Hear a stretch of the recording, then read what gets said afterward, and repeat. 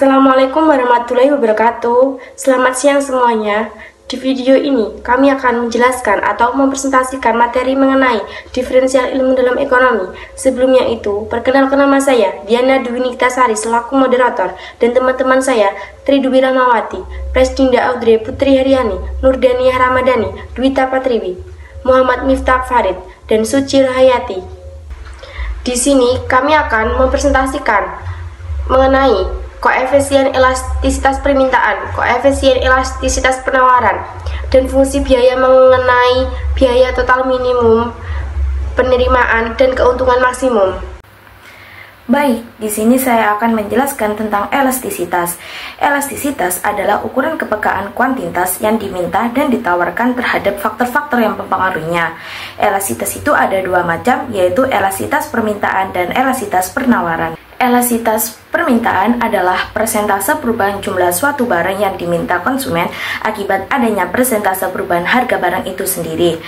Sifat-sifat elastisitas permintaan itu ada 5. Yang pertama, elastisitas permintaan lebih besar 1 disebut dengan elastis, di mana barang atau jasa sangat responsif terhadap perubahan harga.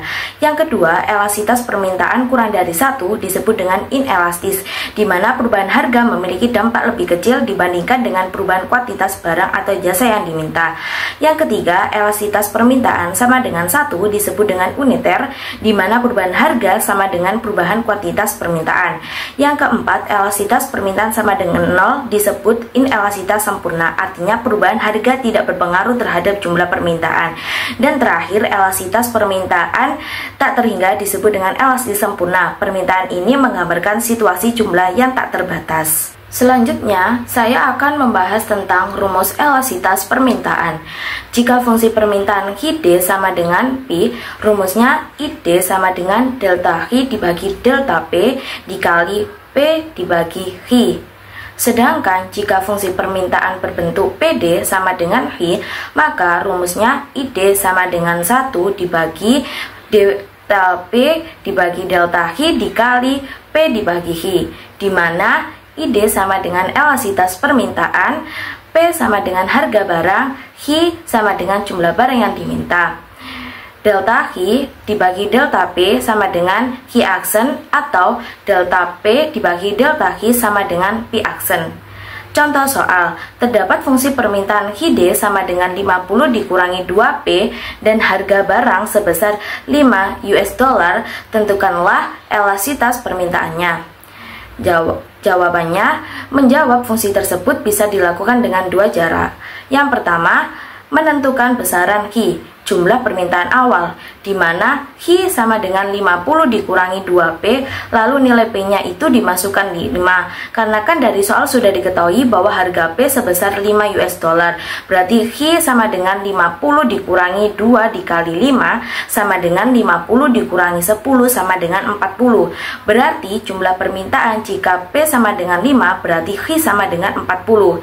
Lalu cara yang kedua, menentukan besaran elastisitasnya sendiri dengan rumus E sama dengan Q aksen dikali P dibagi I. Karena I-nya belum diketahui, kita harus mencari nilainya, yaitu ID sama dengan 50 dikurangi 2P, berarti nilai I aksen itu hasilnya 2, karena 50 itu nilainya konstan atau tidak ada variabelnya. Jika tidak ada variabel berarti dianggap hilang. Dan kenapa nilainya itu 2? Karena itu nilainya termasuk nilai mutlak, di mana nilai mutlak itu biasanya diisi dengan bilangan real yang tidak boleh ditulis negatif. Jika nilai Q aksen sudah ketemu berarti tinggal dimasukkan saja di rumusnya, yaitu E sama dengan Q aksen dikali P dibagi I sama dengan 2 dikali 5 dibagi 40 sama dengan 10 dibagi 40, hasilnya 0,25. Sehingga elastisitas dalam soal ini sebesar 0,25 atau inelastis kurang dari 1. Jika sudah diketahui, maka selanjutnya menggambar kurva, di mana P sama dengan 0 karena awal itu pasti harganya tidak ada atau 0, dan I sama dengan 50, lalu P sama dengan 5 dan I sama dengan 40 didapatkan dari hasil perhitungan. Cara membuat kurva yaitu membuat garis vertikal atau P terlebih dahulu, lalu dimasukkan nilai P-nya, setelah itu membuat garis horizontal dan dimasukkan kuantitasnya. Setelah itu menentukan titik temunya, jika sudah baru ditarik garis seperti pada kurva di layar. Kurvanya ini curam karena hasilnya kurang dari 1 atau inelastis. Baik, selanjutnya saya akan menjelaskan tentang apa itu pengertian elastisitas penawaran. Elastisitas penawaran adalah persentase perubahan jumlah suatu barang yang ditawarkan konsumen akibat persentase perubahan harga barang itu sendiri. Lalu selanjutnya saya akan menjelaskan tentang sifat-sifat penawaran. Sifat-sifat penawaran itu ada 5. Yang pertama, elastisitas penawaran lebih besar daripada 1 disebut elastis. Yang kedua, elastisitas penawaran kurang dari 1 disebut inelastis. Kemudian yang ketiga, elastisitas penawaran sama dengan 1 disebut uniter. Yang keempat, elastisitas sama dengan 0 disebut inelastis sempurna. Yang kelima, elastis penawaran tak terhingga disebut elastisitas sempurna. Selanjutnya saya akan menjelaskan tentang rumus-rumus elastisitas penawaran. Elastisitas penawaran persentase perubahan jumlah barang yang ditawarkan dibagi dengan persentase perubahan harga barang yang ditawarkan. Elastisitas penawaran sama dengan delta Q dibagi delta Q dikali P1 dibagi Q1, di mana P itu adalah harga, Q itu jumlah barang. Lalu untuk mencari delta P atau harganya, P2 dikurangi P1 atau harga yang kedua dikurangi harga yang pertama. Kalau mencari delta Q atau jumlah barang, Q2 dikurangi Q1 atau jumlah barang yang kedua dikurangi jumlah barang yang pertama. Baik, selanjutnya saya akan menjelaskan tentang contoh soal elastisitas penawaran. Nah, di mana contoh soal ini adalah pada saat harga tepung di toko Pak Yogi sebesar 40.000, jumlah yang mau dijual oleh Pak Yogi sebanyak 800 kg. Setelah harga tepung naik menjadi 60.000, jumlah yang mau dijual menjadi 900 kg. Tentukan elastisitas penawarannya. Pertama-tama kita mencari harga dan jumlah barang terlebih dahulu, di mana P1 40.000 dan P2 60.000. Kemudian Q1 800 kg, Q2 900 kg. Lalu yang ditanyakan elastisitas penawarannya, di mana yang pertama-tama kita itu harus mencari delta P, yang dimana delta P itu P2 dikurangi P1, yaitu 60.000 dikurangi 40.000 sama dengan 20.000. Yang kedua mencari delta Q, yang dimana delta Q itu Q2 dikurangi Q1, yaitu 900 kg dikurangi 800 kg, yang diperoleh hasilnya 100 kg. Lalu kita masukkan rumus ke elastisitas penawarannya, yaitu rumusnya delta Q dibagi delta P dikali P1 dibagi Q1, yaitu 100 kg dibagi 20.000 dikali 40.000 dibagi 900 kg, yang diperoleh hasilnya 0,25, sehingga elastisitas dalam soal ini sebesar 0,25 atau inelastis kurang dari 1. Jika sudah diketahui, maka selanjutnya menggambar kurva, di mana P1 40.000, Q1 800 kg, P2 60.000, Q2 900 kg. Lalu didapatkan dari hasil perhitungan. Berikut gambar kurvanya. Jadi, garis vertikal itu price atau harga, dan garis horizontal itu kuantitas atau Q. Kan P1-nya 40.000, Q1-nya 800 kg. Nah, sedangkan Q2-nya 900 kg, P2 60.000.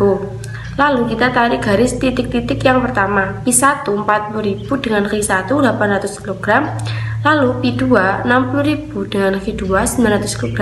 Nah, kan udah ketemu titiknya. Lalu kita tarik garis antara dua titik itu tadi. Nah, ini dinamakan kurva elastisitas penawaran. Jadi selanjutnya saya akan menjelaskan tentang biaya total minimum. Jadi biaya total minimum merupakan tingkat biaya terendah yang dapat dicapai oleh perusahaan input yang optimal. Biaya total minimum mengacu pada jumlah biaya yang harus dikeluarkan oleh perusahaan untuk memproduksi jumlah barang tertentu. Lalu ada rumus biaya total minimum. Rumusnya ada 2, yaitu pertama, mencari turunan pertama dari fungsi biaya total atau TC aksen dengan rumus berikut. DTC per DQ sama dengan 0, di mana DTC per DQ adalah fungsi biaya total. Rumus kedua adalah mencari turunan kedua dari fungsi biaya total dengan hasil lebih besar dari 0, maka bisa dipastikan Q yang dihasilkan adalah Q minimum untuk biaya total minimum dengan rumus sebagai berikut. D kuadrat TC per DQ kuadrat lebih dari 0, di mana D kuadrat TC per DQ kuadrat adalah turunan kedua dari fungsi biaya total. Selanjutnya, contoh biaya total minimum. Diketahui fungsi biaya total TC sama dengan 3Q kuadrat min 6Q plus 4. Hitunglah biaya total minimumnya. Langkah pertama, kita mencari turunan pertama dari fungsi biaya total. DTC per DQ sama dengan 6Q min 6. Jadi turunan dari 3Q kuadrat adalah 6Q, turunan dari 6Q adalah 6. Lalu 4 termasuk konstanta, jadi turunan dari konstanta adalah 0, tidak perlu ditulis. Untuk mencari turunan, kita bisa menggunakan rumus N dikali A dikali Q pangkat N min 1, di mana N adalah pangkat dan A adalah koefisien. Jadi turunan dari 3Q kuadrat kita masukkan ke dalam rumus tersebut. N dikali A dikali Q pangkat N min 1 sama dengan 2 dikali 3 dikali Q pangkat 2 min 1 sama dengan 6 dikali Q pangkat 1 sama dengan 6Q. Jadi turunan dari 3Q kuadrat adalah 6Q. Lalu kita mencari turunan dari 6Q dengan menggunakan rumus yang sama, yaitu N dikali A dikali Q pangkat N min 1 sama dengan 1 dikali 6 dikali Q pangkat 1 min 1 sama dengan 6 dikali Q pangkat 0 sama dengan 6 dikali 1 sama dengan 6. Jadi turunan dari 6Q adalah 6. Selanjutnya, menemukan titik ekstremum. Untuk menemukan titik ekstremum didapat dari hasil turunan pertama dari fungsi biaya total, yaitu 6Q min 6 sama dengan 0. 6Q sama dengan 6. Q sama dengan 6 per 6. Q sama dengan 1. Kemudian, memastikan titik minimum atau mencari turunan kedua dari fungsi biaya. Kita dapat menggunakan rumus yang kedua, yaitu D kuadrat TC per DQ kuadrat sama dengan 6. Jadi, angka 6 diperoleh dari turunan kedua pada 6Q min 6, yaitu turunan dari 6Q adalah 6 dan turunan dari 6 adalah 0, karena itu merupakan konstanta. Menghitung biaya total minimum. Langkah terakhir, kita menghitung biaya total minimumnya, yaitu dengan substitusikan nilai Q pada fungsi biaya total, yaitu TC sama dengan 3Q kuadrat min 6Q plus 4. TC sama dengan 3 dikali 1 kuadrat min 6 dikali 1 plus 4. TC sama dengan 3 min 6 plus 4. TC sama dengan min 3 plus 4. TC sama dengan 1. Jadi, biaya total minimum terjadi ketika Q sama dengan 1 dan nilai biaya total minimum adalah TC sama dengan 1. Selanjutnya kita akan membahas tentang penerimaan maksimum. Jangan pusing dulu. Penerimaan maksimum adalah salah satu cara nentuin gimana caranya perusahaan bisa dapat uang dari penjualan barang. Yuk langsung kita bahas. Rumusnya TR sama dengan P kali H. TR itu total revenue alias penerimaan total, P adalah harga barang, dan H itu adalah kuantitas barang atau jasa. Nah, di sini triknya adalah kita mencari kombinasi harga sama jumlah barang jadi maksimal.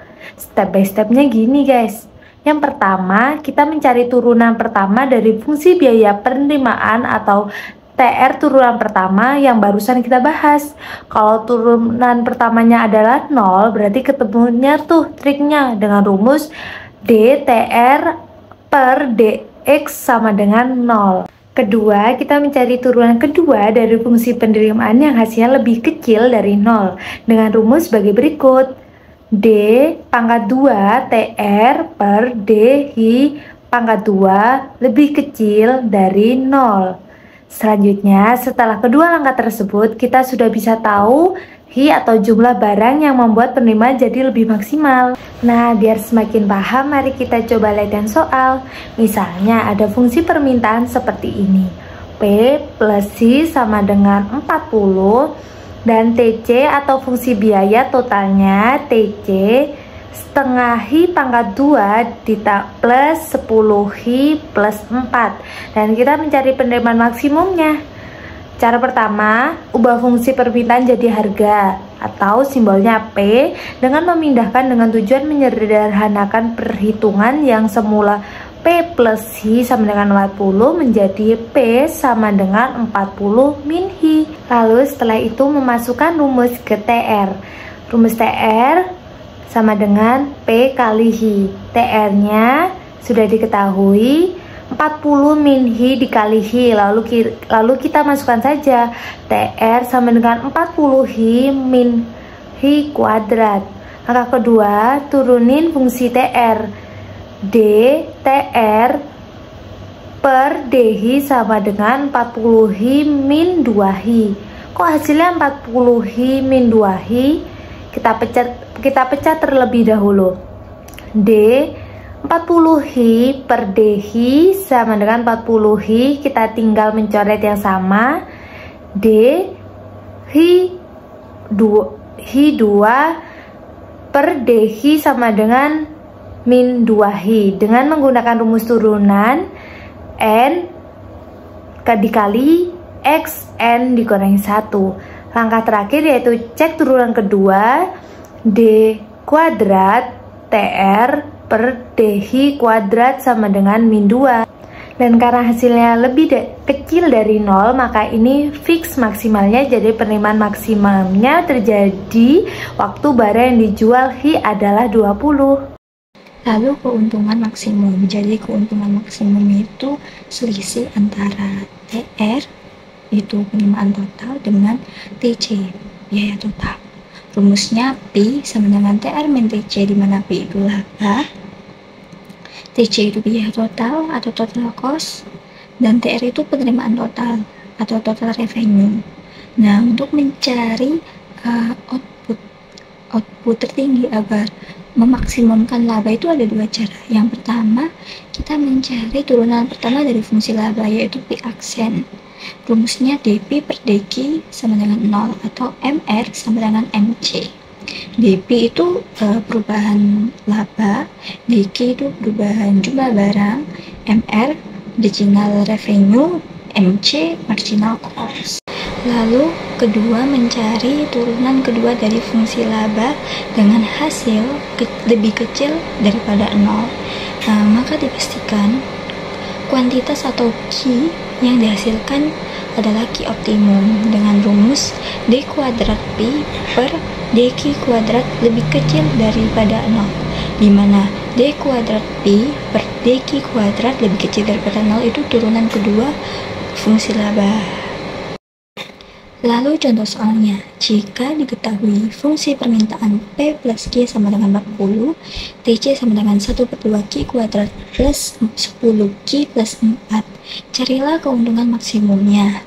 Nah, kan diketahui P plus Q sama dengan 40, TC sama dengan 1/2 Q kuadrat plus 10 Q plus 4. Yang ditanya berapa keuntungan maksimumnya? Jawabnya pertama, kita mencari Q dengan rumus laba P tadi, P sama dengan TR min TC. Kita masukkan dalam kurung 40 Q min Q kuadrat tutup kurung, min buka kurung lagi 1/2 Q kuadrat plus 10 Q plus 4 tutup kurung. Nah, 40 Q min Q kuadrat itu dari TR di soal sebelumnya tadi di materi penerimaan maksimum. Nah, baru kita hitung 40Q min Q kuadrat min 1/2Q kuadrat plus 10Q plus 4. Kita hilangkan semua kurungnya menjadi 40Q min Q kuadrat min 1/2Q kuadrat min 10Q min 4. Nah, kenapa menjadi minus semua? Karena kurungnya semua tadi kita buka, kita hilangkan, sehingga menjadi minus semua. Lalu kita hitung, kita kelompokkan dengan suku-suku yang sejenis menjadi min Q kuadrat min 1/2Q kuadrat, lalu 40Q min 10Q, lalu min 4. Nah, lalu Q kuadrat min 1/2Q kuadrat sama dengan, karena ada min Q kuadrat, kita jadikan pecahan. Sebelumnya kita samakan penyebutnya dengan min 1/2Q kuadrat tadi. Min Q kuadrat pecahnya min 3/2Q kuadrat. Kenapa? Nah, karena min Q kuadrat menjadi min 2/2Q kuadrat. Nah, lalu min 2/2Q kuadrat dikurangi 1/2Q kuadrat sama dengan min, penyebutnya kan 2, lalu pembilangnya 2 plus 1Q kuadrat sama dengan min 3/2Q kuadrat. Jadi min Q kuadrat min 1/2Q kuadrat sama dengan min 3/2Q kuadrat. Nah, 40Q min 10Q sama dengan 30Q. Min 4 tetap hasilnya min 3/2Q kuadrat plus 30Q min 4. Min 3/2Q kuadrat kita jadikan desimal menjadi min 1,5 kuadrat. Berarti min 1,5 kuadrat plus 30Q min 4. Kedua, kita mencari turunan pertama dari fungsi laba. P aksen sama dengan 0. Rumusnya itu dp per dq sama dengan 0. Min 3Q plus 30 sama dengan 0. Dari mana? Dari min 1,5 Q kuadrat plus 30Q min 4. Kita cari turunannya dulu. Turunan min 1,5Q kuadrat ada sama dengan min 3Q. Karena min 1,5 dikali pangkat Q kuadrat. Jadi Q pangkat 1 itu tidak perlu ditulis. Jadi cukup ditulis Q saja. Lalu 30Q turunannya menjadi 30. Variabel Q-nya hilang karena turunan. Min 4 turunannya menjadi 0. Jadi turunan dari min 1,5Q kuadrat plus 30Q min 4 sama dengan min 3Q plus 30. Lalu min 3Q plus 30 sama dengan 0. Min 3Q sama dengan min 30, karena 30 pindah ruas ke kanan menjadi min. Q sama dengan min 30 dibagi min 3. Jadi Q sama dengan 10. Lalu Q akan maksimum dengan turunan kedua fungsi laba. P turunan lebih kecil daripada 0. Rumusnya D kuadrat P per DQ kuadrat sama dengan min 3. Kenapa? Karena turunan dari min 3Q plus 30 itu min 3. Min 3Q turunannya menjadi min 3. Variabel Q-nya hilang. Lalu turunannya menjadi 0. Jadi tak perlu ditulis. Jadi turunan kedua fungsi laba min 3Q plus 30 sama dengan min 3. Jadi memenuhi syarat karena min 3 lebih kecil dari pada 0. Jadi P akan maksimum dengan Q sama dengan 10 tadi. Nah, kita cari P maksimum sama dengan min 1,5 Q kuadrat plus 30 Q min 4. Kita masukkan Q-nya karena Q sudah diketahui yaitu 10. Maka min 1,5 Q kuadrat plus 30 Q min 4 sama dengan min 3Q plus 30. Min 1,5 dalam kurung 10 tutup kurung kuadrat plus 30 dikali 10 min 4. Min 150 plus 300 min 4. Hasilnya 146. Jadi P maksimumnya 146. Kesimpulan dari materi yang telah disampaikan yaitu diferensial ilmu dalam ekonomi digunakan untuk menganalisis perubahan kecil dalam variabel ekonomi dan hubungan antar variabel tersebut. Konsep diferensial sangat penting dalam memahami dinamika ekonomi untuk memodelkan perubahan dalam berbagai fenomena ekonomi seperti optimasi produksi, penentuan harga, dan analisis kebijakan ekonomi, di mana memodelkan perubahan itu memerlukan aplikasi-aplikasi perhitungan seperti elastisitas penawaran dan permintaan, biaya total, minimum penerimaan, dan keuntungan maksimum. Sekian presentasi dari kami, mohon maaf bila ada salah kata. Terima kasih. Wassalamualaikum warahmatullahi wabarakatuh.